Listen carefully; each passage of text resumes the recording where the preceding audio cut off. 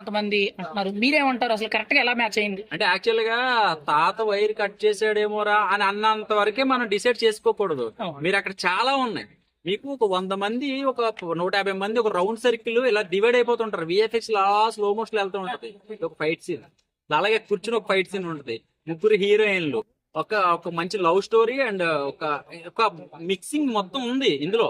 కానీ దాచిపెట్టారు. ఇది only teaser, కానీ ట్రైలర్ లాగా ఉంది చెప్పాలంటే. ఇంకా ట్రైలర్ ఉంది, ఇంకా చాలా ఉన్నాయి.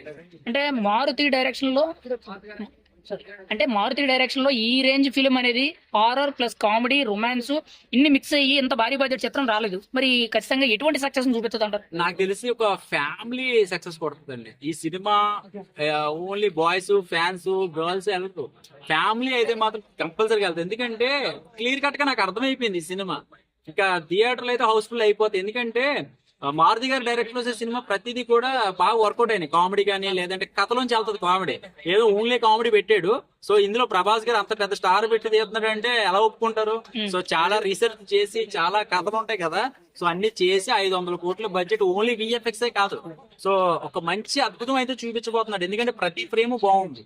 విఎఫ్ఎక్స్ కి బీజిఎం కి కరెక్ట్ గా మ్యాచ్ అయిందంటారా? Scene to scene, frame to frame. ఏ మ్యూజిక్ డైరెక్టర్ అయినా నేను కొంచెం డౌట్ గా చెప్తాను, కానీ తమన్ అయితే మాత్రం ఇంకా ఆయన కొట్టేస్తాడండి గట్టిగా. ఇందులో ప్రభాస్ గారికి బ్యాక్గ్రౌండ్ స్కోర్ నెక్స్ట్ లెవెల్ ఇచ్చేస్తాడు. ఈ మధ్యన ప్రభాస్ గారికి తమన్ గారికి లేదు అసలు. ఈ మధ్య కాలంలో సినిమాలు లేవు, కాంబినేషన్ పడలేదు. కాంబినేషన్ పడలే. కానీ ఇప్పుడు వచ్చేది అయితే మాత్రం నెక్స్ట్ లెవెల్ ఉంటది. ఈ సినిమా చూసి ప్రతి ఊడు భయపడతాడు. భయపడేవాడు వల్ల కూడా ప్రభాస్ గారు ఫోటో దిండి దగ్గర పెట్టి పడుకోండి అంతే. ఒక్క మాటలో రాజేసాబ్ ట్రేజర్ గురించి ఏం చెప్తారు? చాలా బాగుందని చెప్తాను. చాలా నీట్ గా ఉంది. మంచిగా విజువల్ పరంగా చాలా క్వాలిటీ ఉంది. మీరు మారుతి గారి కానీ ప్రతి ఒక్కళ్ళు కూడా సినిమా కాదు, సినిమాలో ప్రతి ఫ్రేమ్ క్వాలిటీ ఎతకండి. నేను క్వాలిటీ కోసం ఎదురు చూస్తాను. అంటే నేను బ్యానర్ మీద బొమ్మలు గీసుకుని బ్యానర్లు కట్టిన నేను హాలీవుడ్ బాలీవుడ్ రేంజ్ విఎఫ్ఎక్స్ వెళ్ళిపోయినంటే మీరు ఆలోచించండి ఎంత క్వాలిటీ అవుతుంది.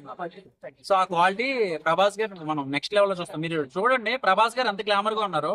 టీజర్ కట్ కూడా అంత గ్లామర్.